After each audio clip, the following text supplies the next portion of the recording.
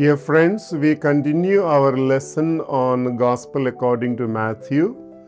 In this video, we come to the last discourse in the Gospel, namely the Eschatological Discourse, chapters 23 to 25. This also is called the Olivet Discourse or the Discourse about the end times. Matthew chapters 23 to 25 contain the final major discourse of Jesus in the Gospel, and as I said, are commonly known as the Eschatological Discourse or the Olivet Discourse. It is called the Olivet Discourse because Jesus delivers his teaching while seated on the Mount of Olives, overlooking Jerusalem. You can see chapter 24, verse 3. These chapters focus on the end times, the coming judgment, the destruction of Jerusalem, the second coming of Christ, and the final establishment of God's kingdom. At the same time, Matthew presents these teachings not merely as predictions about the future, but as a call for faithful living, a call for vigilance and perseverance in the present. The discourse begins in chapter 23 with Jesus' strong condemnation of the scribes and the Pharisees. Before speaking about the end times, Jesus first exposes the hypocrisy and the spiritual blindness of the religious leaders. They possessed authority and knowledge of the law, yet failed to practice justice, mercy, and faithfulness. Jesus repeatedly pronounces oaths against them because they focused on external religiosity while neglecting inner conversion. They loved honor, titles, and public recognition, but lacked humility and compassion. Through these criticisms, Matthew warns the Christian community against hypocrisy and misuse of religious authority. True discipleship is not external observance alone, but sincere obedience to God. At the end of chapter 23, Jesus laments over Jerusalem. Jerusalem, Jerusalem, the holy city that kills the prophets. 23:37. This lament reveals both sorrow and judgment. Jerusalem, which should have recognized God's invitation, rejected the prophets and now rejects the Messiah himself. Jesus announces that the temple will be left desolate. This becomes the background for the discourse in chapters 24 to 25. In chapter 24, the disciples ask Jesus about the destruction of a temple and the signs of his coming and the end of the age. Jesus responds by describing a time of suffering, confusion, and trial. He warns against false messiahs and false prophets who will deceive many. There will be wars, famines, earthquakes, and persecutions. Believers will face hatred and betrayal, and many will lose faith. Yet Jesus insists that these events are not the final end, but the beginning of the birth pangs.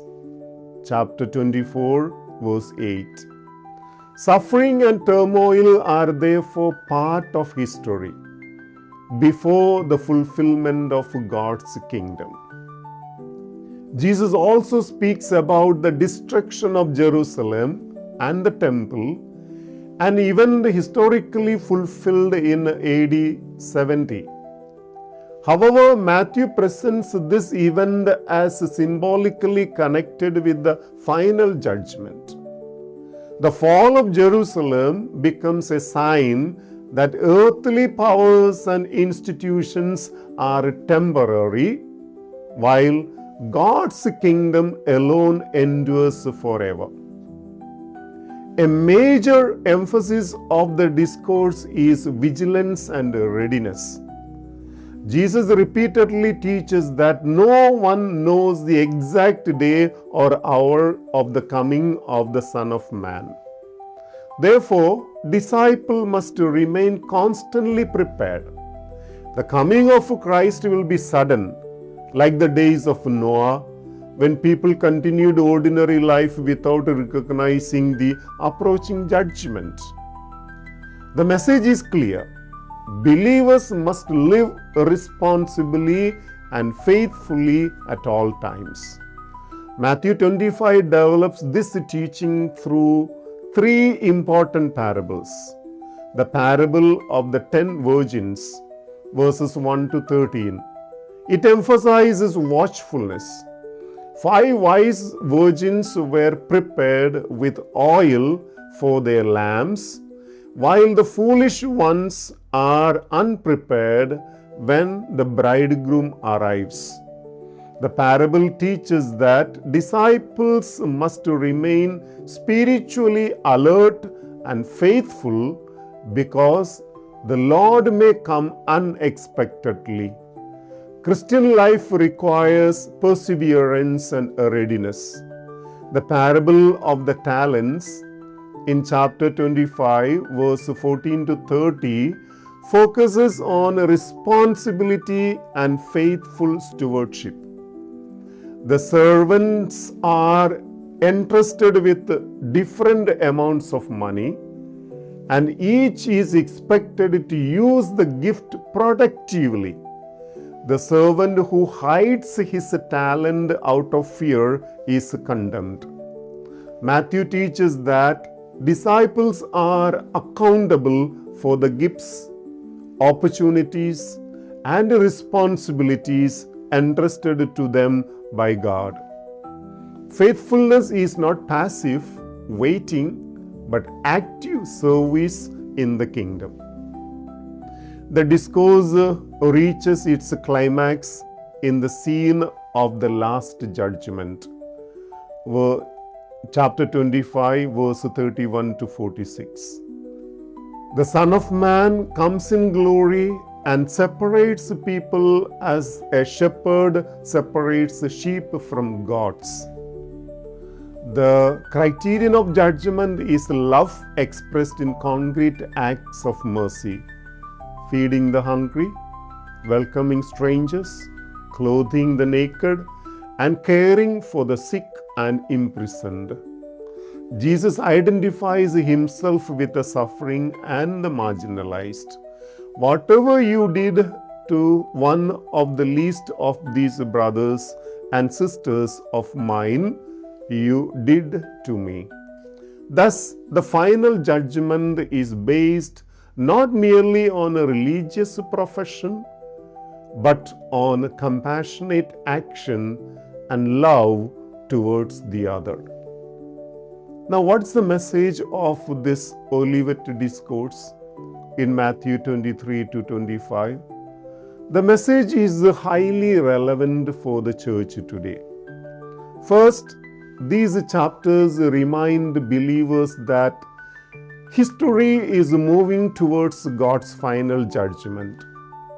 Human life is not meaningless or random. God remains Lord of history, even amid suffering, violence, and uncertainty. Christians are therefore called to live with hope and trust rather than fear.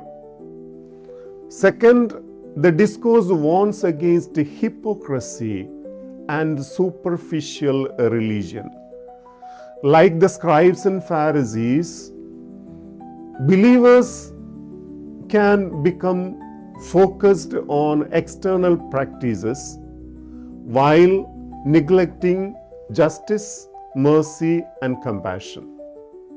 Jesus calls the church to authentic discipleship rooted in humility and faithful living.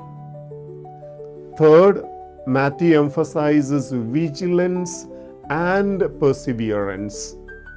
Since the exact time of the Lord's coming is unknown, Christians must remain spiritually awake. Faith is not a temporary enthusiasm, but a lifelong commitment.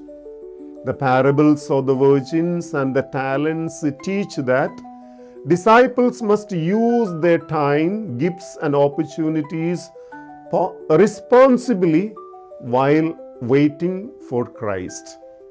Finally, the Discourse teaches that love and mercy are the true signs of readiness for God's kingdom. The final judgment scene reveals that service to the poor and the suffering is service to Christ Himself. Christian spirituality cannot be separated from care for others. Prayer, worship, and doctrine find fulfillment in the acts of compassion and justice. Thus, the eschatological discourse in Matthew 23 to 25 is not simply a prophecy about the future, it is a call to conversion, vigilance, and faithful discipleship in the present. Matthew presents Jesus as the Lord of history, who warns, who teaches, and who prepares His disciples for the coming kingdom. The believer is invited to live in hope, responsibility, and love while awaiting the glorious return of Christ. Thank you for your patient listening. God bless you.